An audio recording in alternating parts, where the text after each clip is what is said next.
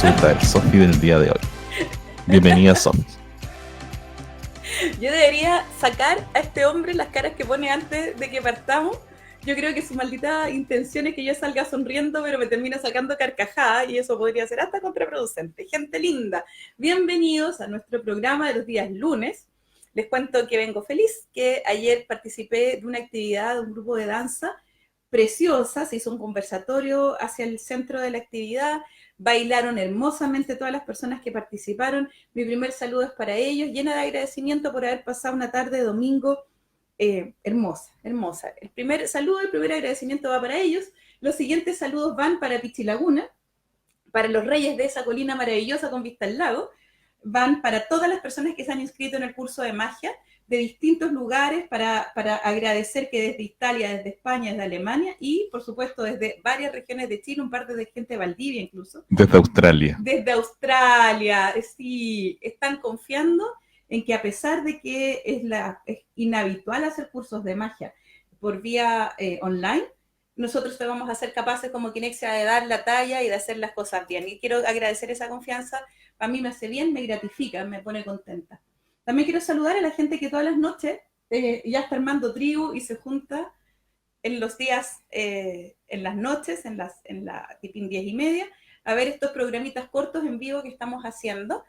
Me han dado fuerza para seguir pataleteando, para seguir buscando, para seguir enfrentando el día. Cortito vamos a saludar también a Vigo, a toda la parte de Argentina de Casablanca. Vamos a saludar también aquí en Chile a Bahía Blanca y a Bahía Inglesa.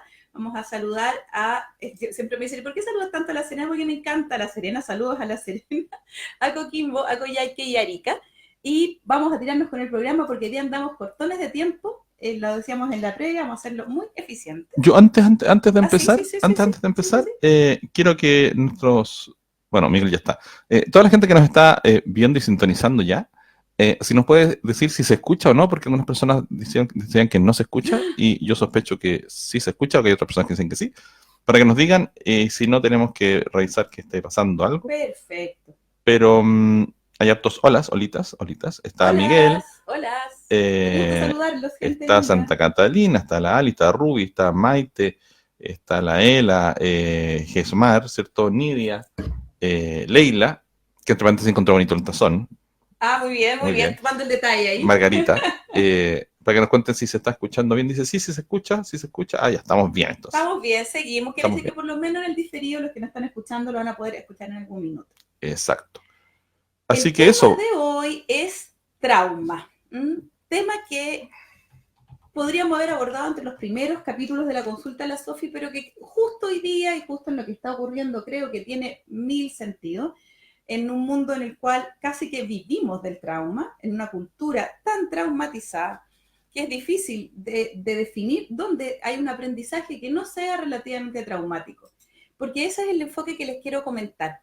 Primero sepamos que trauma se usa indistintamente para hablar del impacto mismo que trastoca la realidad o la consistencia de algo, como las consecuencias de ese impacto. Por ejemplo, trauma es tanto el golpe que recibo en la pierna como el moretón que me queda. Se habla indistintamente con la misma palabra para el hecho y para la consecuencia. Y nosotros hemos familiarizado mucho el uso de la palabra trauma de manera coloquial, tanto que creemos que sabemos de qué significa, pero en realidad no lo sabemos, no podemos entender bien hasta qué punto modela nuestra existencia los traumas que tenemos. Decimos ya, o han traumado, o ya se traumó, o que no lo vaya a traumar, ya, pero eso es un trauma no más, ya anda, sácatelo, ya fue ya.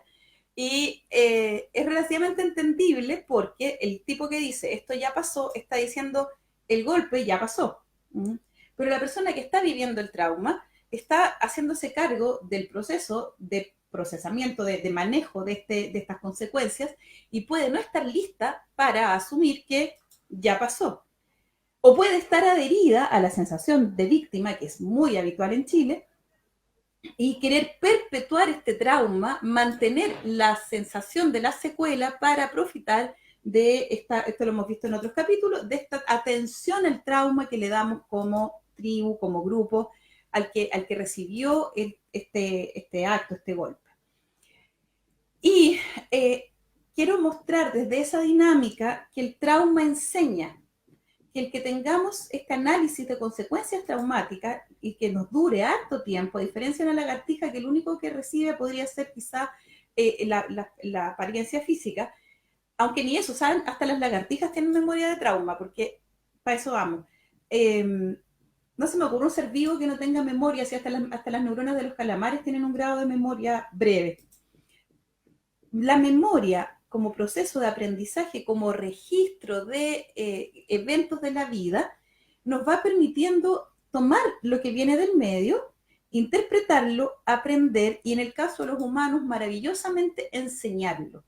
Los seres humanos aprendemos no solamente del acto directo, sino que de la interacción con un otro.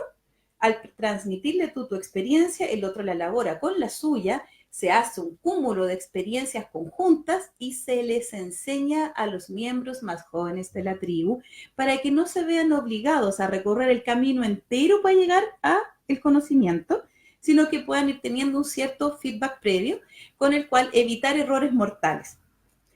Maravilloso, eso nos hace humanos. El aprendizaje, la memoria y la transmisión del conocimiento se llama educación.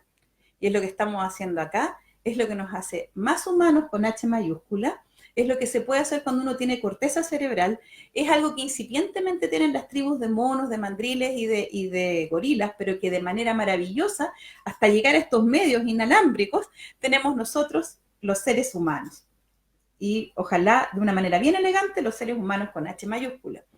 Y ahí el trauma tiene un algo primitivo e importante.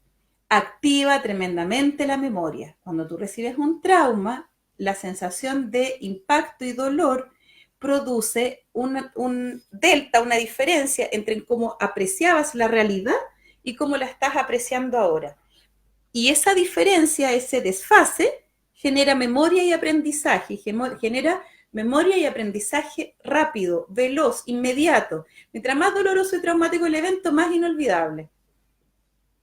¿Me vas a decir algo así? ¿No? Si te puedes acercar un poquito al micrófono. Perfecto. Ahí. Mientras más, como decía, más radical o más dolorosa o más diferente a lo esperado que resulte este trauma, su procesamiento va a ser más difícil, pero más para siempre, va a ser más memorable. ¿Cuál es la ventaja de eso? Que en la naturaleza no tenéis mucho tiempo para aprender, o aprendís rápido y simple, o no aprendiste y la siguiente vez puede ser mortal, puede ser un dolor inevitable. Por tanto, es bueno traumarnos. ¿O no? Depende, si estás en una situación de sobrevivencia inmediata, si estás en una situación de necesidad de velocidad y sobrevivencia, un buen trauma puesto a tiempo quizás te salve el pellejo para la próxima vez. Sin embargo, educar en base a trauma resulta tóxico por el tipo de hormonas que se secretan al traumar algo, al traumar a alguien. Un buen grito puesto a tiempo puede hacer que nunca más olvides que no hay que meter los dedos en el enchufe. Pero educar a un niño a gritos, educar a un niño a golpes o educar a un niño consistentemente en base a trauma, si bien es veloz, le deja el cerebro hecho bolsa. Las hormonas del trauma son las hormonas del estrés. Las hormonas del estrés hacen una rapidísima liberación de neurotransmisores y terminan con la gente en depresión. El juego entre este aprendizaje traumático y eficiente en términos de rapidez, pero ineficiente en términos de cuidado cerebral, es un juego que nos tiene trabajando en educación desde que el mundo es mundo. La sugerencia del programa de hoy es: vea dónde está traumado y vea dónde está traumada la gente que usted ama y por favor, nunca le minimice el trauma a un otro. Es súper fácil decir, ya, pero eso es trauma, arréglatela. Y es horroroso para el que tiene un trauma y no se está haciendo la víctima. Si lo pudiera arreglar solo, ya lo habría arreglado. Es muy difícil resolver un trauma solo. Generalmente afecta a tus áreas de memoria y a menos que recurras a alguna estrategia muy sofisticada que no siempre las personas en trauma pueden hacer, es difícil salir de ahí. Como decirle a alguien, pero ya se te rompió la pierna, pero ahora camina, po. No es tan fácil. Y si el hueso quedó mal soldado, apúrate. Si el golpe te lo diste hace 3 meses, ahora tendría que poder caminar. pero si el hueso te quedó mal soldado, vas a caminar mal o incluso puede que no camines más. El exigirle a un otro que salga de un trauma no es mala onda, yo lo sé, pero es ignorante. Y uno debe saber reconocer por qué no todos los traumas son reales. ¿Cómo distingues tú si un trauma antiguo conserva su característica traumática? Porque de alguna manera la persona lo vivencia biológicamente como si estuviera ocurriendo de nuevo. Transpira, se empalidece, se le agita la respiración cuando habla de este trauma, de este dolor. Cuando eso ocurre y se acompaña, por ejemplo, de pesadillas, fallas en la atención, dificultades para comunicarse cuando el suceso está en situación, se llama, y esto es súper importante que lo conozca porque en Chile en general no se conoce, síndrome de estrés postraumático. Suele ocurrir después de situaciones que o nos ocurrieron o fuimos testigos presenciales, impactaron nuestro cerebro de peligro de muerte, nos hicieron conscientes de que la vida que tenemos es frágil y que la incerteza de vivir está ahí. Y eso el cerebro lo memoriza, lo resiente y lo memoriza con una intensidad tremenda y genera este proceso, como les decía yo, de memoria, donde hay flashbacks, donde el evento se vive como si estuviera ocurriendo de nuevo y donde se acompañan de imágenes, ideas o formas que retrotraen tu mente al momento en el que el trauma ocurrió. ¿Cómo se sanan? Bueno, se ha visto que una herramienta muy linda, pero debe hacerse con alguien que sea prudente y paciente, es la conversación. Conversando sobre el suceso, pero manteniendo un tono de serenidad, tú puedes acompañar al que está en trauma a de verdad generar aprendizaje, que es la intención central, evaluar, reevaluar, corregir, generar esta necesidad que tiene el cerebro de aprender, porque hasta que eso no ocurre, el trauma no se suelta. Si tú no sientes que pudiste decodificar lo que ocurrió, el trauma se repite a sí mismo. Cuando tú sientes que puedes elaborar lo que hay un otro contigo que te acompaña y que te permite sacarlo para afuera y entenderlo mejor, el trauma comienza a desaparecer y a perder su potencia neuronal.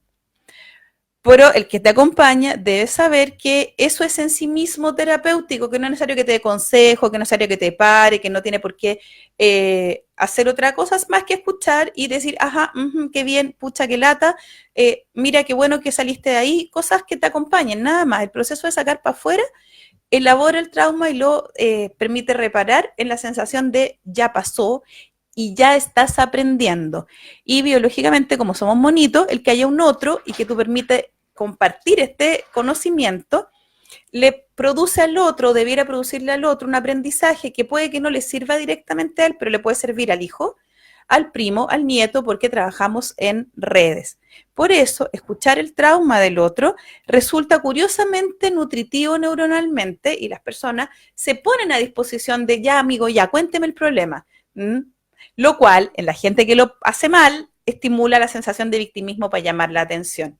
Y en esta sociedad, la gente quien no soporta bien las quejas, para al tipo que quiere arreglar bien el trauma porque está aburrido de que se le quejen en el hombro. Entonces, estamos dejando a nuestras personas que sí tienen trauma abandonadas porque estamos chatos de buenas víctimas. Saber diferenciar bien cuando alguien tiene un trauma y está intentando resolverlo de un víctima no es tan difícil. Escucha durante un rato y si el gallo sale del tema, bueno, era trauma. Si no sale del tema, hay dos posibilidades. Ese estrés postraumático se sigue poniendo pálido, se sigue poniendo alterado con el tema a pesar de las conversaciones y ahí debe ser tratado por un especialista. Debe tomar antidepresivos. Debe. Ahí las flores de Bach ayudan un montón. Sobre todo una que se llama Estrella de Belén, el remedio rescate 8, maravilloso. Sweet Chestnut también sola, por si están ahí escuchando y lo necesitan. Pero es tan orgánico que si no disminuyó con la conversación y la persona lo sigue recreando, yo les recomiendo una intervención química para acortar el proceso porque se pierden neuronas en este tema del estrés postraumático. Pero si no se recrea, sino que se cuenta como una historia victimada continuamente sin la manifestación corporal de trauma, víctima. Ojo, no menospreciemos a la gente que está en trauma, en su secuela y en su manifestación posterior, porque estemos acostumbrados y estemos traumados con las víctimas malentendidas de nuestra sociedad. Por ahí está el planteamiento, lárguense con las preguntas, porque si no, pasaron a pérdida nomás. Yo quiero hacer un saludo especial a una chica que se está incorporando a nuestra tribu. Ella es Sácil Flores OM, que nos está viendo en directo desde Guadalajara, Jalisco, México. Jalisco nunca pierde, así que muy bienvenida. Así que bienvenida, bienvenida. Es una hermosa tribu, así que felices de recibirte por acá. Hay hartas preguntas ahí, básicamente orientadas al trauma y cómo se supera. Yo creo que eso es lo que vamos comentando en este camino. Claro. Me voy con esta que tiene que ver un parecido. Dice, pregunta, dice, ¿hay traumas que por el contrario, al ser tan gigantescos, se bloquean o se olvidan? ¿Es esto cierto? Sí, neurológicamente es así, pero no creas, no es verdad que se bloqueen, sino que permanecen latentes. ¿Ya? Para ahorrar neurotransmisores, como el trauma es tan grande, el cerebro aísla esa zona, pero el aprendizaje está. Y cuando las cosas empiezan a recrear la situación traumática, te congelas, sales arrancando, huyes. Generalmente son con traumas que han tenido mucho que ver con riesgo vital. Y puede ser despertado por algo que lo recuerde, que sea muy chiquitito, y ojalá que eso pase, o algo que parezca poco agresivo, poco ofensivo. Cuando alguien ha tenido un trauma sexual, por ejemplo, muy fuerte, una violación muy niñita, puede borrarlo, hasta que de pronto un gesto de alguien se lo empieza a recordar, o estas canciones que están colocando ahora, la culpa no era mía, ni cómo andaba, ni cómo vestía, ni dónde andaba, ni cómo vestía, es duro de decir en voz alta, porque las personas que han tenido algún grado de ataque sexual, con eso se les activa algo, un miedo, una sensación, una inquietud. Pero al mismo tiempo, como el que está enfrente es una mujer, y aunque lo está haciendo con dureza, que esto recrea el trauma, está usando palabras que te liberan, puede ser que lo recuerdes, pero que lo recuerdes con el medicamento justo en medio. Está bloqueado solo hasta que el cerebro identifique una posibilidad en que sea útil, ya sea para sanarlo, recrear y sanar, o para huir desaforadamente en una situación que te lo recuerde, si el estímulo es muy similar.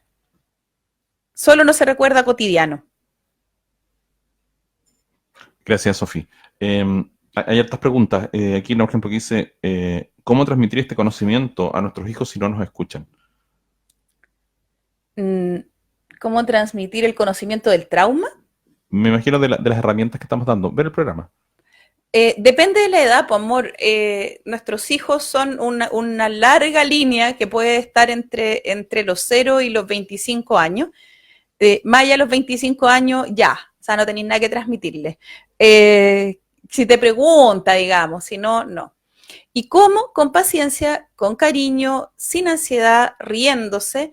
A cualquier cabro que tú le queráis transmitir este conocimiento, si se lo transmites ansiosa, urgida, preocupada o en un momento que te importa a ti y no a él, no te va a pescar, po. Tenéis que darle a los niños y a los adolescentes todo el conocimiento con actitud de, oye, si esto te va a servir a ti, a mí me da lo mismo, si queréis lo aprendí, si no, no.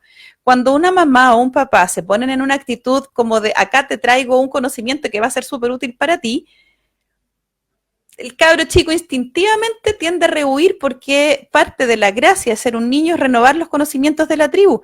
Parte de la gracia de ser un niño es no adherirse al trauma, sino al aprendizaje. Cuando yo te digo esto de que conversarlo con un otro ayuda y hace crecer la tribu, es un otro adulto responsable, serio y firme, capaz de acarrear contigo la estructura de trauma. Pero a un niño tú no le transmites eso, tú le transmites lo que ya elaboraste, y si no está elaborado y sereno y tranquilo y dicho con palabras buena onda y con risa, no lo va a entender, no lo va a entender hasta que se traume solito. De hecho, un ejemplo súper familiar, mi mamá urgidísima por el tamaño de la falda con la que yo estaba saliendo. Yo solo veía urgimiento, no veía inteligencia ahí, solo veía ansiedad. Mi amor, pero con esa falda va a salir. Y uno cuando joven desprecia al adulto asustado. El adulto asustado no se ve como un portador de sabiduría, se ve como un gallo que ¿qué le pasa? Mi mamá vivió en los años 50 y 60, donde salir a la calle con una falda corta era que la tribu entera te llamara prostituta. Yo salía con una falda corta y era una más del grupo, no más. Mi mamá vivió en un tiempo donde las viejas que la traumaron a ella eran violadas descaradamente detrás de los árboles y andaban con una falda que subiera sobre la rodilla. Mi mamá cargaba con el miedo de sus viejas y con el propio. Por tanto, su terror, su miedo, su forma me era ajeno. Pero si yo hubiera dicho, amor, mira, cuando yo era chica hubiera usado esa falda, te cuecen. Y con el tiempo de tu abuela te violan. Yo te recomendaría que usaras, no sé hoy día, velo tú, pero yo te recomendaría que hoy día usaras una falda un poquitito más larga porque es muy de noche, los tiempos en Chile no han cambiado tanto como para que no hayan dramas y las alternativas son estas. Y yo hubiera podido entrar en debate, le hubiera dicho, mamá, mira, en realidad voy a ir a la casa de una amiga, va a estar todo cerrado, me van a ir a buscar, me van a ir a dejar en auto. Podríamos haber conversado, yo algo podría haber escuchado, pero normalmente cuando uno tiene aprendizaje de trauma en Chile, lo entrega mal elaborado. Lo entrega desde el trauma, asustado, esperando que el trauma personal por empatía impacte al joven y el joven aprenda desde esa carga afectiva también. Podría haber resultado con jóvenes campesinos o con niños muy chiquititos, sin demasiada instrucción propia, pero una persona que ya tiene un grado de instrucción propia va a rechazar tu emocionalidad, no le va a servir. Tu susto, tu miedo, tu trauma, tu ansiedad y tu dolor, si no están bien procesados, van a producir un disrespeto en el niño.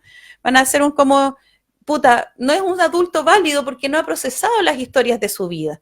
Si tú quieres transmitir un conocimiento de trauma, convérsalo primero con adultos bacanes que te ayuden a serenarte, anda al psicólogo, toma antidepresivo y nárralo en pasado, nárrate el aprendizaje ya hecho. Recién ahí puede que el niño te escuche. Antes de eso, sus propias defensas emocionales se van a cerrar frente a tu miedo y tu ansiedad y tú no vas a poder explicarlo bien. Espero haber dado una semblanza al respecto. Sé que no es tan cómodo meterse en esto. Gracias, Sofía. Yo creo que estuvo impecable. Porque muchas veces ese es el sentimiento que uno tiene cuando ve a una persona reaccionar desde el trauma, es una emocionalidad descontrolada. Claro. Y para quienes no nos movemos necesariamente por la emoción, es tan extraño que no... Claro. Uno no puede empatizar ahí. No, o sea, uno puede. Pero el mensaje se pierde. No, depende, pues, porque si eres un adulto, o sea, es un niño, no le puedes pedir que empatice y cambie porque es un niño, no, por eso no. En un adulto cercano, que ha declarado amor, cariño, cercanía y todo, sí le puedes pedir y por eso estamos haciendo esta educación, porque en un adulto ignorante, mal educado, no le podéis pedir nada, obvio. Está mal educado, vamos a decirlo así con palabras de contingencia, un roto emocional, está roto. Pero en un adulto grande, adulto y cercano, tú le puedes pedir que entienda que todos tenemos traumas, tú le puedes pedir que entienda que lo estás haciendo parte de la elaboración del trauma. También él te puede pedir de vuelta, bueno, hablemoslo un poquito más tarde porque en este minuto no sé empatizar bien contigo porque estoy en otra línea. Por ejemplo, es difícil hablar de estas cosas por chat porque los tonos de voz hacen presuponer también por trauma reacciones, quejas y formas que no necesariamente el otro está sintiendo y ponen los estados de alerta y hay todo un drama. Pero a un adulto cariñoso, amable y sensible, entendido en estos temas, tú sí le puedes pedir que te escuche con el trauma en bruto porque debería poder empatizar, entender y no necesariamente, y esto es la diferencia, aprender para él. ¿Ya? Cuando una mamá le está dando conocimiento a un hijo, cuando una mamá le está dando conocimiento a un niño, está queriendo que el cabro chico aprenda algo fundamental para su vida desde esa dinámica, donde te estoy dando una papita para tu vida que está en desarrollo. Cuando viene un otro adulto que tiene sus aprendizajes hechos, no necesita aprender, el mensaje no necesita ser perfecto.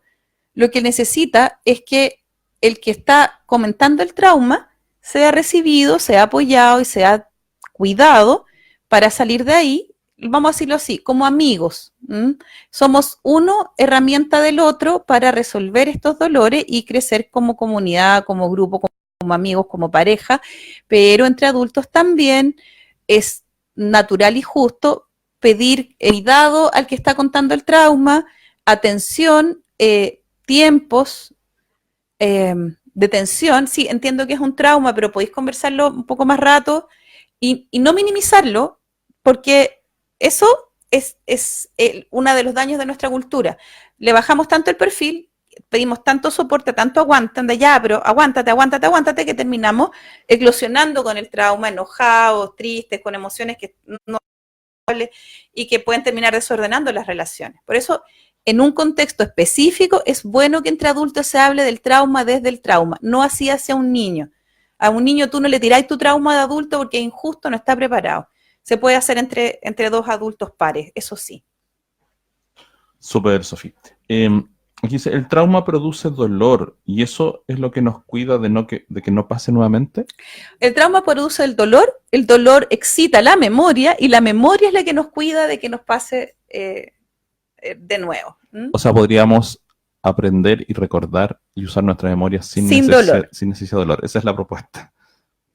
Esa es la propuesta. Es inevitable en nuestra sociedad uno que otro traumita, pero como que lo usamos mucho, lo usamos demasiado. En la medida que los humanos vamos avanzando, la propuesta es, ¿y si usara su memoria sin tener que estar llegando al dolor para memorizar? ¿Y si usted aprende de otras maneras, podrá tener una vida sana, saludable, bella, minimizando daños, sin tener que estar chocando contra la muralla para entender que ahí hay una muralla? Podría tocarla con la mano y decir, mira, aquí hay una muralla. Sin que duela. Me habían avisado que había una muralla, así que cuando iba cerquita bajé un poco la velocidad, la toqué, es cierto, hay una muralla. ¿Para qué voy a chocar con la misma muralla que chocó mi abuelo que quedó traumado? Además tengo que revisar, o sea, ¿habrá una muralla todavía? ¿El trauma de mi abuelo, el shock de mi abuelo, el dolor de mi abuelo, será todavía el dolor que a mí me corresponde o entre medio la muralla se fue desmoronando o la fuimos botando? El aprendizaje por dolor es útil pero primitivo. Por eso hago la distinción. No es el dolor, es la memoria acá lo importante. Súper. Dana nos pregunta, si tienes un trauma y no recuerdas el proceso que te lo generó, ¿cómo lo sanas? Con antidepresivos. Te metís químicamente. Una otra forma es buscarlo, pero yo no lo recomendaría. ¿Para qué? Yo ahí iría a psiquiatra, a uno bueno, y diría, sé que tengo un trauma, no sé qué onda, y usaría de frentón quetiapina o algunas cosas químicas más o menos interesantes, porque yo soy bien pro terapias alternativas y todo, pero si el terapeuta no es muy bueno, abrir el trauma y recrearlo se llama retraumatizar. Y podéis tener dos traumas, el trauma y el recuerdo del trauma. Entonces, si tú tomas algún tipo de soporte químico y empiezas a apoyarte en eso, estamos hablando de un trauma tan grave como para dejarte bloquear neuronalmente, podríamos tener la tecnología clínica al alcance en las únicas cosas en las que de verdad usar otras técnicas puede ser como insuficiente. Y agradecer que hemos llegado como humanidad a un lugar donde existen los antidepresivos, porque ha habido una campaña de desprestigio muy grande contra estos medicamentos. Yo no soy pro tirar antidepresivo a pasto como se ha hecho durante muchas veces, pero sí creo que tienen utilidad. Y por ejemplo, en el estrés postraumático, una utilidad es esa.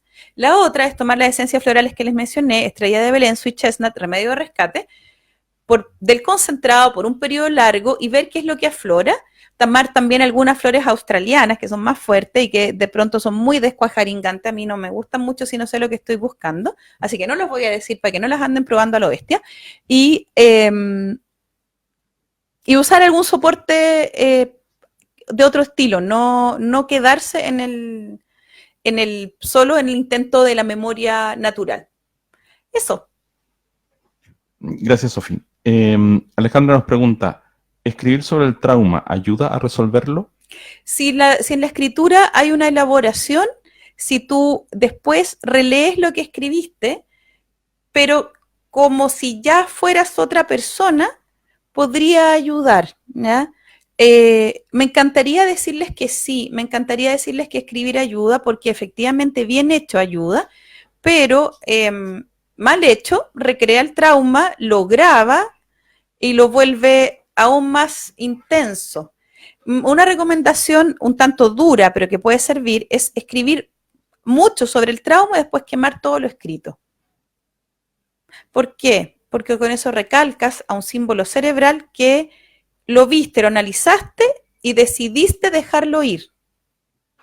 y marcas que no solamente ya pasó el evento traumático, sino que ya pasó un procesamiento, que no vas a permanecer procesando eternamente, que es una tentación.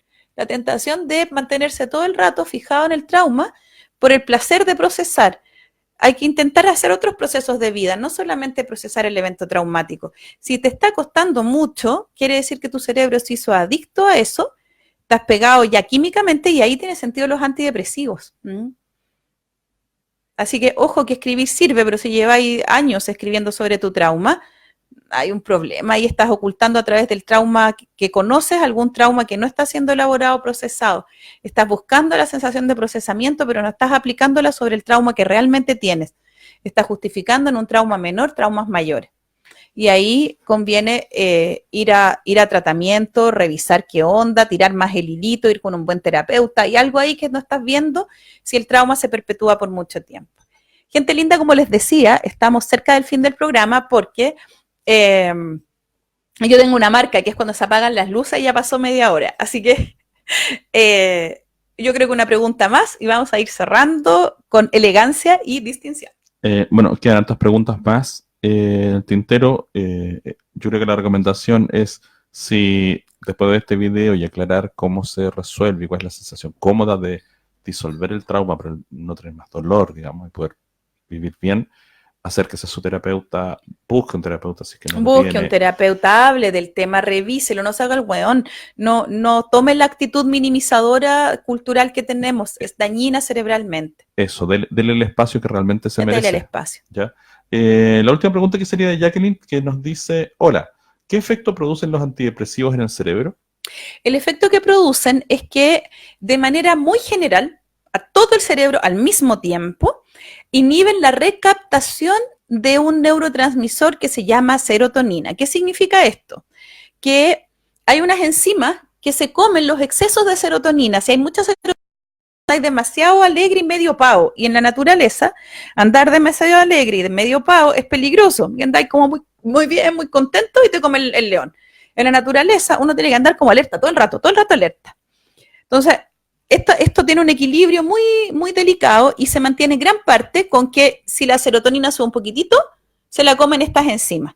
Pero cuando te queda poquita serotonina o cuando estás utilizando demasiados neurotransmisores en un área cerebral y esta área empieza a alterarse, en esa área puede quedar menos serotonina, menos neurotransmisor de la calma.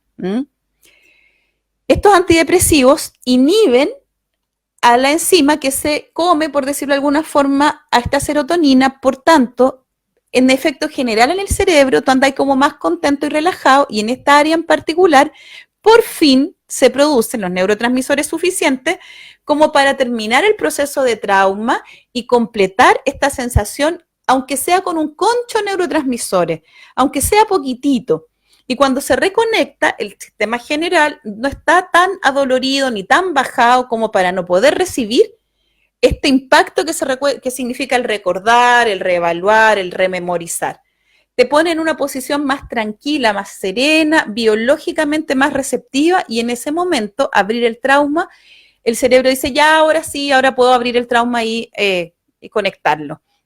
Es muy difícil conseguir eso en nuestra vida moderna, siempre acelerada y agresiva, con un cerebro que lleva mucho rato traumatizado, sin usar un poco de esta palanca, un poco de este apoyo para tener más serotonina. Además, a diferencia, por ejemplo, de lo que podría pasar solo comiendo triptófano, que es algo que yo siempre recomiendo para la depresión, el triptófano, el cerebro ya tiene una forma y ocupa el triptófano siempre la misma forma porque es su costumbre.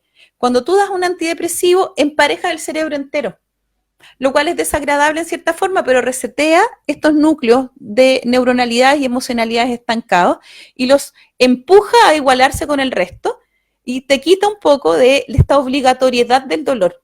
Y cuando te sales de la obligatoriedad del dolor, cuando el dolor es obligatorio de la biología, es diferente que si es más manejable. O sea, si tú te sales de la obligatoriedad del dolor, el cerebro puede manejarse y salir de ahí y sanarse. Después puedes retirar el antidepresivo que solo te sirvió como palanca en ese rato. Muchas gracias, Sofi. Nada, quedan hartas preguntas. A lo mejor las puedes mirar en el chat. Sí, o podemos dejar un siguiente programa de trauma, así también se puede hacer. Podemos hacer dos programas de un trauma. abrazo contenedor, como diría el chiste, para toda la tribu. Y nada, pues, un cariño grande. Nos vemos el próximo lunes en este mismo lugar. Gracias a toda la gente que se está sumando a los últimos postitos que ya quedan para el curso de magia. Donen la Luca Loca. Donen la Luca Loca, los datos ya están puestos en el chat. Y nada, que tengan una buena semana. Cuídense. Suerte, chao.